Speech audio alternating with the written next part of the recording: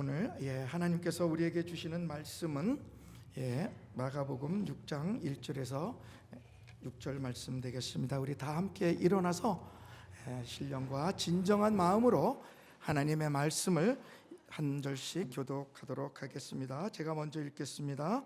예수께서 거기를 떠나사 고향으로 가시니 제자들도 따르니라.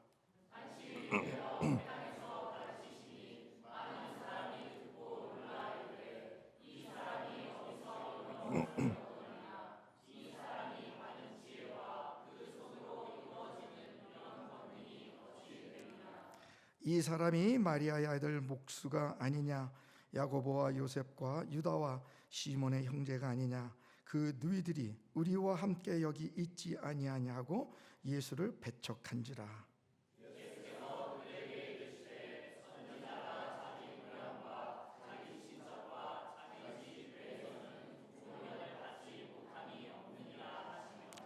거기서는 아무 권능도 행하실 수 없어 다만 소수의 병자에게 안수하여 고치실 뿐이고. 함께 읽겠습니다. 그들이 믿지 않음을 이상히 여기셨더라. 네. 아멘. 앉아주시기 바랍니다. 네. 기도하겠습니다. 네, 하나님 아버지, 우리에게 귀한 성의를 주신 것 감사합니다. 오늘 주신 이 말씀이 우리의 모든 삶의 영역에서 작동이 되고 살아 운동력이 있는 하나님의 귀한 말씀 되게 하여 주시옵소서. 모든 말씀 우리 주 예수 그리스도 이름으로 기도드립니다. 아멘. 할렐루야. 제가 여기 올 때에는 밤잠을 못 자요. 왜냐하면 여러분들을 보고 싶어하는 마음에, 또 그리운 마음에 가슴이 설레이는 거 있죠. 그러다 보니까 마음이 너무 기뻐서 순식간에 날아오는 그러한 시간도 되었지만, 너무나 여러분들을 볼 수 있다라는 그러한 기대감 속에 너무나 기뻤습니다. 또 이 시간을 허락해 주신 우리 김치환 장로님, 또한 교회의 모든 지도자 여러분, 또한 성도 한 분 한 분에게 진심으로 감사를 드립니다. 아름다운 곳에서 살아간다라는 것, 정말 축복받은 인생인 것 같아요. 그래서 여러분들이 정말로 어떤 때는 부러울 때가 많이 있습니다. 이게 다 뭔가라고 저는 생각을 해보니까 이게 마음의 상태인 것 같아요. 마음의 상태가 정말 어떠한 것을 그리워하며 또 기대하면서 또 그것을 또한 꼭 이루어진다라는 생각을 하고 있을 때에는 마음의 상태가 어떨까요? 평화가 오죠. 여러분들이 오늘 귀한 찬양을 불러주셨는데 그 하늘로부터 내려오는 그 샬롬을 맛볼 수 있다라는 겁니다. 그래서 저는 이렇게 제가 마음의 상태라는 것을 정리해 보았습니다. 여러분들에게 읽어드리겠습니다. 마음의 상태는 언제나 믿음을 잃지 않는 것이다. 동의하세요? 김대성 목사. 마음의 상태는 언제나 믿음을 잃지 않는 것입니다. 그렇게 될 때 우리의 삶이 어떻게 되느냐면 일을 할 때 항상 즐거운 거예요. 그러면서 인생의 기쁨을 맛볼 수 있고, 또 일이 의무라는 생각을 전혀 안 하고 내가 인생의 노예다라는 생각을 하지 않는다라는 것입니다. 그러니까 하늘로부터 내려오는 그 샬롬, 진정한 평화의 맛을 누릴 수 있다라는 것입니다. 1923년에 미국에서 있었던 실화 하나를 여러분들에게 이야기해 드리겠습니다. 그 당시 33세의 젊은 나이에 음료수 하나의 브랜드를 가지고 글로벌 기업으로다가 만들었던 사람이 하나 있습니다. 누구일까요? 아시는 분? 제가 LA 오면 커피 한 잔 사드릴게요. 다름이 아닌 코카콜라 회장이었던 로버트 우드로프 사람이었습니다. 33세의 젊은 나이에. 제가 지금 오늘 여기 와보니까 교회가 많이 젊어진 것 같아요. 아마 여러분들 33세인 것 같아요. 맞아요, 맞아요. 33세이신 분들 계시죠? 그 33세가 안 되신 분들도 있을 것 같지만, 무엇을 얘기하는 거냐면은 33세의 젊은 나이에 어려움에 처해 있던 회사를 글로벌 기업으로 키웠던 그 사람 로버트 우드로프, 그가 한 명언이 있습니다. 그게 뭐냐면 내 혈관에는 혈액이 흐르는 것이 아니라 코카콜라가 흐르고 있다. 너무나 멋있는 말이잖아요. 그건 뭐냐 하면은 그가 갖고 있는 사명의식이 투철했다라는 거예요. 내가 이 회사를 세계적인 글로벌 기업으로 키워야 하겠다라는 그러한 확고한 목표의식이 있었다라는 겁니다. 그래서 그 기업을 세계적인 기업으로 만들었던 입지적인 인물이었었다라는 겁니다. 여러분들 스타벅스 아시죠? 하워드. 그 사람도 역시 마찬가지예요. 그 사람도 커피 하나를 가지고 세계적인 기업으로 만들었잖아요. 그래서 저는 이런 분들에서 무엇을 느끼냐 하면은, 아하, 이런 분들이 갖고 있었던 마음의 상태가 과연 무엇일까? 어떠한 마인셋을 갖고 있었기 때문에 이러한 그 작은 유통업체의 그 기업에서 세계적인 기업으로 만들 수 있었을까라는 생각을 해보니까 그거는 다름이 아니라 그들에게 도래했던 기회를 잘 포착했다라는 겁니다. 기회를 잡는 사람이 있고 기회를 놓치는 사람이 있습니다. 기회라는 것은 뭐냐 하면은 자기 실현입니다. 33세에 그 코카콜라 회장이었던 로버트 우드로프, 이 젊은 사람도 자기 실현을 성취한 사람입니다. 그래서 우리는 항상 신앙인으로서, 믿음을 가진 자로서 마음의 상태가 나도 실현할 수 있다, 내게 기회가 주어진다라면, 그리고 그 기회는 실제적으로 존재하고 있다라는 것입니다. 그런데 이 기회라는 것이 항상 성공으로만 이어지는 것이 아니다라는 것입니다. 실패로 올 수도 있어요. 또한 고난으로 가장해서 올 수가 있습니다. 문제를 통해서 올 수가 있습니다. 그리고 그것은 빨리 사라집니다. 여러분들 다 동의하시는 거죠? 다 동의하시죠?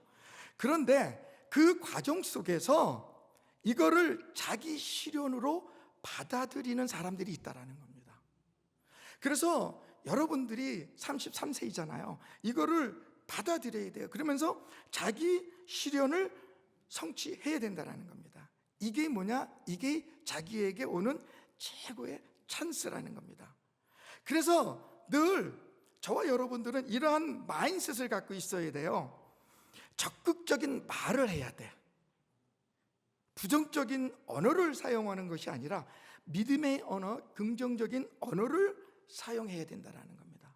그러면서 내 자신은 나에게 마음만 먹으면 나는 무엇이든지 할 수 있다 라는 감사의 언어를, 단어를 항상 여러분들 마음속에 품고 있어야 된다는 겁니다. 이게 마음의 상태입니다. 그럴 때에 여러분들에게 기회가 찾아온다는 겁니다. 그래서 이 기회라는 것은 소중한 때를 이야기하는 겁니다. 소중한 때를 이야기하는 겁니다. 그래서 우리는 이 찾아오는 기회를 놓치면 안 돼요. 그래서 기회는 어떤 사람들은 이렇게 이야기를 하죠. 운명이다, 선택의 문제이다.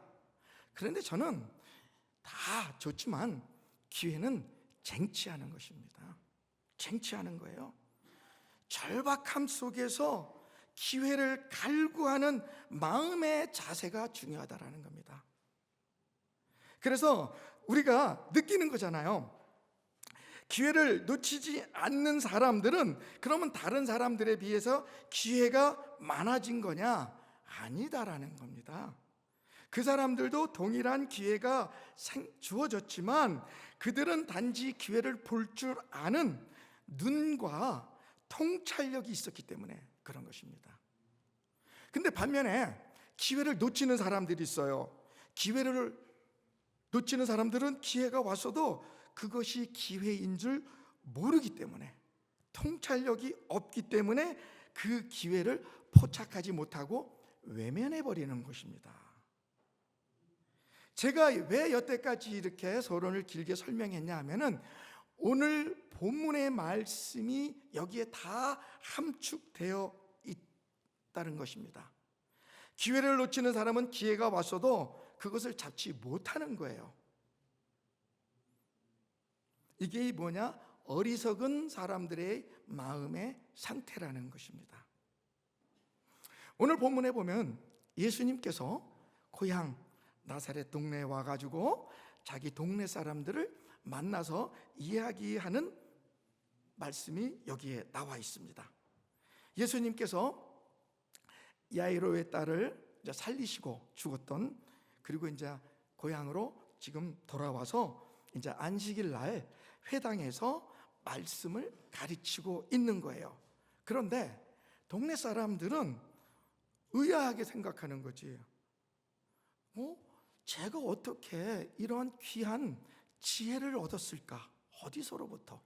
이러한 권능이 어디서로부터 왔을까? 이게 어찌 된 거야 하고 이 사람들은 의문을 지금 갖고 있는 겁니다.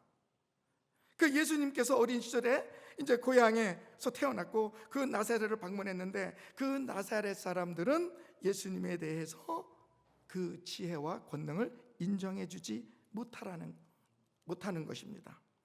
그리고 그 나사렛이라는 동네는 상당히 그 낙후한 아주 발전이 되지 않은 시골 지역이었어요.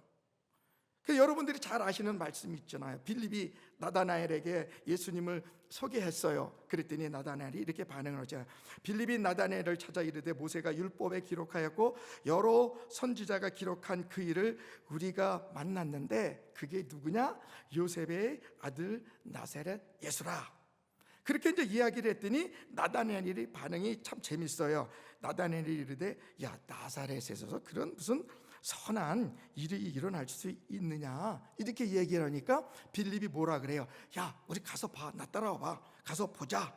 이제 그렇게 이야기를 하면서 이제 이야기가 이제 전개되고 있는 것을 우리가 느낄 수가 있습니다. 그런데 여기서 중요한 게 뭐냐면 나다나엘이라는 이 사람의 말 한마디 속에서 느낄 수 있었던 게 무언가요? 나사렛이라는 그 척박한 못 사는 시골 마을에서 어떤 이런 그 비밀스러운 그 기회가 올 수가 있느냐, 절호의 찰스가 올 수 있느냐라고 지금 이야기를 하고 있는 것 아니겠습니까? 제가 서두에 뭐라 그랬죠? 기회가 오면 어떻게 해야 된다고 그랬어요? 기회를 잡아야 된다라고 얘기를 했어요. 그런데 이 나사렛 마을의 사람들은 어땠어요? 그들의 마음의 상태는 그 기회를 소중히 여기지 않았던 미련한 사람들이었어요. 그럼 왜 그랬을까? 우리가 한번 생각해 볼 수가 있겠죠. 왜 그랬을까? 그랬더니 그 소중한 기회를 그들은, 손흥민 선수 축구 잘하잖아요. 손흥민 선수가 축구공을 발로 차버린 것처럼 빵 쳐버린 거야. 그거 왜 그랬을까? 그래 생각을 해보니까 그들에게는 선입견이라는 게 있었어요. 목수가 아니냐, 마리아의 아들 목수가 아니냐. 그리고 그들에게는 편견이 있었다라는 겁니다. 편견. 이 사람이 마리아의 아들 목수가 아니냐, 야고보와 요셉과 유다와 시몬의 형제가 아니냐, 그 누이들이 지금 우리와 함께 있지 아니하냐. 그러면서 예수님을 배척해 버린 거예요. 그러니까 그들에게는 선입견을 갖고 예수님을 바라보면서 예수님을 배척해 버렸다라는 거예요. 그러니까 거기에서 어떠한 일이 일어났습니까? 그러니까 예수님께서는 아무 권능도 하실 수가 없어가지고 소수의 병자만 고치실 뿐이었다. 이렇게 지금 성경은 이야기를 하고 있습니다. 그러면 왜 이들이 이런 어마어마한 실수를 저질렀을까요?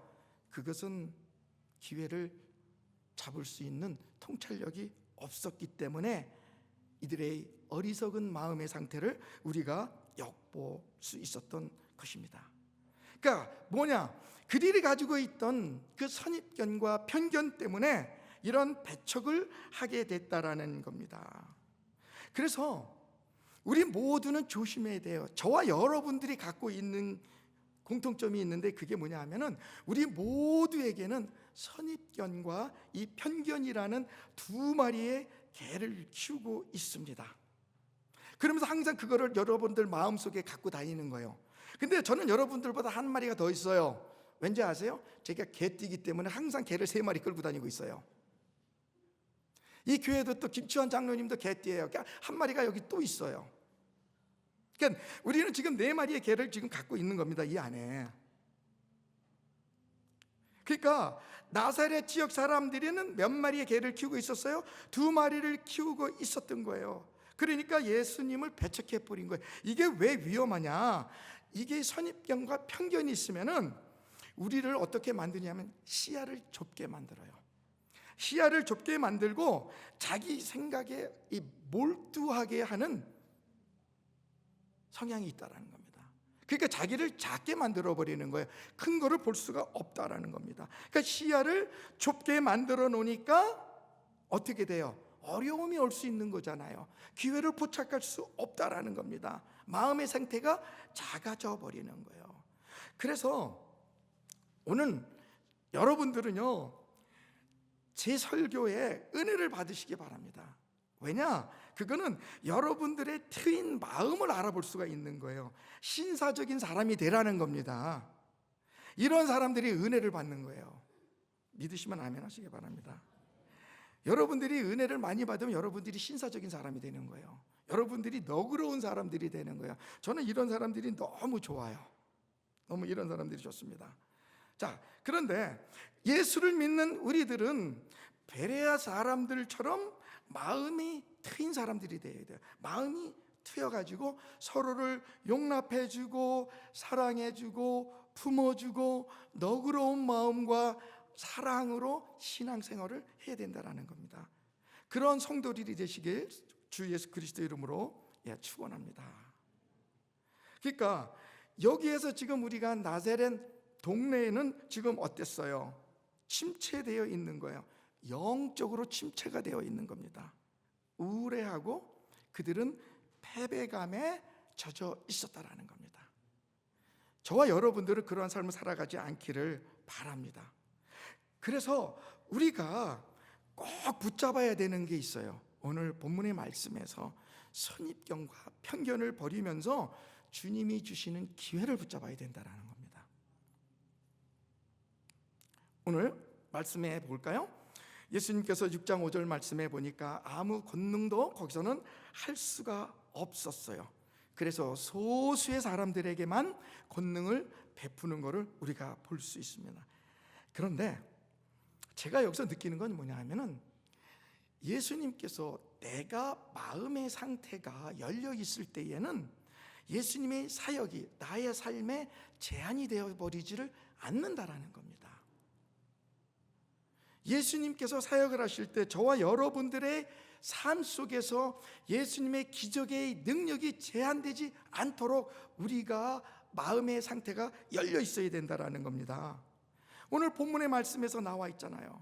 나사렛 사람들이 지금 예수님을 배척해 버렸어요. 그러니까 예수님께서 은혜를 더 주고 싶은데 주고 싶지를 않은 거예요. 그러니까 은혜를 알아야 돼. 우리가 은혜의 가치를 알고 주님을 찾는 사람들에게는 여전히 은혜가 베풀어진다라는 그 말씀이 여기에 딱 나와 있다라는 겁니다. 뒷부분에 나와 있잖아요. 소수의 병자에게 안수하여 고치실 뿐이었다.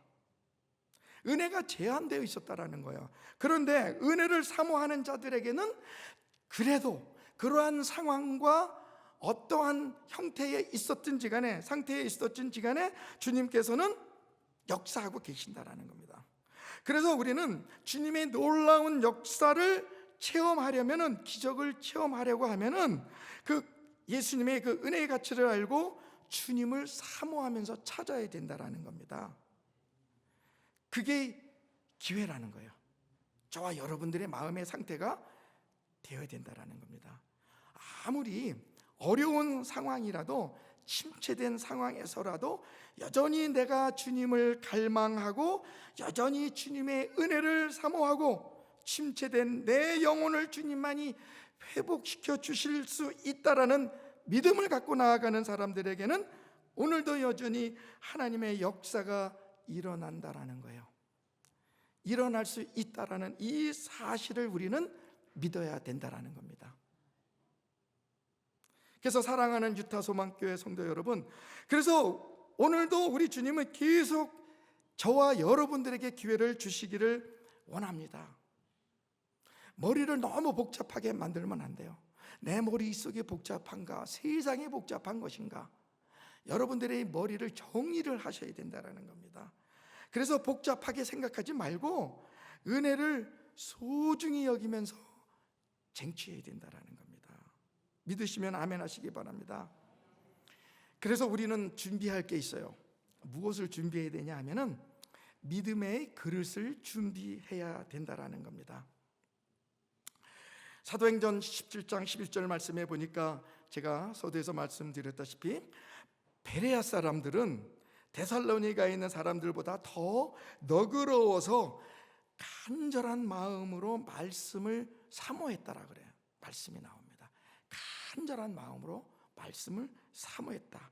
그러면서 이 말씀을 매일 상고했다라는 말씀이 나옵니다. 그래서 여러분들도 그러한 베레아 사람들 같은 마음을 갖고 말씀을 사모하는 자들이 되시길 바랍니다. 그러면 여러분들이 침체된 심령이 되살아난다라는 거예요. 회복이 된다라는 겁니다. 왜? 말씀 때문에. 말씀 때문에 여러분들이 회복이 된다라는 겁니다. 그렇게 될 때 하나님께서 부어주시는 그 은혜를 여러분들이 받을 수 있다라는 겁니다. 이것이 우리 삶에 있어서 엄청나게 중요하다라는 겁니다. 예수님께서는 저와 여러분들에게 은혜를 지속적으로 중단하지 않고 부어주시기를 원하신다라는 겁니다. 그 은혜를 우리는 받아야 돼요. 말씀 속에서 이거를 받아야 된다라는 겁니다. 그런 다음에 두 번째는 뭐냐 하면은 우리가 어떤 마음의 상태를 가져야 되냐 하면은 그 기회를 쟁취해야 돼요. 쟁취한다라는 것은 뭐냐면 우리의 영안이 열려야 된다라는 겁니다. 영안이 열려야 돼요. 나사렛 사람들을 어리석은 자리로 빠지게 했었던 건 뭐냐 하면은 영안이 열려 있지 않았었기 때문에 예수님을 배척해 버린 겁니다. 선입견과 편견이 그들에게 있었기 때문에 이 사람이 마리아의 아들 목수가 아니냐, 이 선입견, 예수님에 대한, 그 다음에 예수님에 대한 이 편견이 있었기 때문에 이 영안이 열리지를 않았었다라는 것이죠. 그러다 보니까 예수님을 알아보지 못했다라는 겁니다. 그래서 저와 여러분들은 선입견과 편견을 버리고 영안을 열어야 돼요. 그 영안을 열 때에 하늘로부터 내려오는 축복을 받을 수 있다라는 겁니다. 그 영안을 열어야 돼요. 그러니까 우리가 영안이 열어지기 위해서는 어떻게 해야 돼요? 우리의 눈을 떠야 돼요. 내 눈을 열어서 주의 율법의 놀라운 것들을 우리가 봐야 돼요. 그래서 이 사람의 지혜가 아닌 오직 성령으로부터 내려오는 영적인 그 분별력이 우리에게 있어야 된다라는 겁니다. 우리가 육신에 속하면 육적인 일들만 생각하게 돼요. 그러니까 육에 속한 사람이 된다라는 겁니다. 우리는 이제 믿음으로써 영적인 사람들이 되어야 돼요. 그 영안을 볼 줄 알아야 돼요. 영안이 열려야 돼요. 그래서 성령이 하는 일들을 우리는 받을 수 있어야 된다라는 겁니다. 영안이 열려지지 않으면요, 우리의 인생은 답답해요. 풀리지를 않습니다. 왜? 나의 의지와 나의 생각대로 모든 것들을 해결하려고 하기 때문에. 그래서 우리는 간구해야 돼요. 갈망해야 돼요. 무엇을? 영안을 열게 해달라고. 이것이 우리에게 있어서 엄청나게 중요한 것입니다. 지금 유타 소망교회는 어려운 시기에 와 있습니다. 여러분들이 영안을 열고 담임 목사를 청빙해야 됩니다. 정말 이 교회에 합당한 주의 일꾼이 오도록 여러분들은 기도를 해야 돼요. 영안이 열려야 돼요. 그래서 목회자는 하나님의 청지기로서 책망할 것이 없어야 되고 제 고집대로 하지 않는 목사가 와야 돼요. 그래서 여러분들이 영혼을 열어야 돼요. 기도해야 돼요. 그러면서 목회자는 급히 분내지 않는 사람이 와야 돼요. 목사가 급히 분내면 안 돼요. 더러운 이득을 탐내지 아니하는 자가 와야 돼요. 나그네를 대접하며 선행을 좋아하며 신중하며 의로우며 거룩하며 절제하며 미쁜 말씀의 가르침을 그대로 가르치는 자, 준수하는 자, 바른 교훈으로 권면할 수 있는 자가 청빙이 되도록 여러분들이 기도를 해야 돼요. 이런 목회자가 여기에 와야 됩니다. 그러기 위해서는 여러분들이 어떻게 돼요? 영안이 열려야 돼요. 여러분들의 눈이 주의 영광을 볼 수 있어야 됩니다. 그래서 주님께서 여기에 좌정하심으로 인해 가지고 여러분들이 주님과 함께 동행함으로 이 유타 소망교회를 하나님께서 흠양 받으실 수 있는 교회로 만들어 가야 된다라는 겁니다.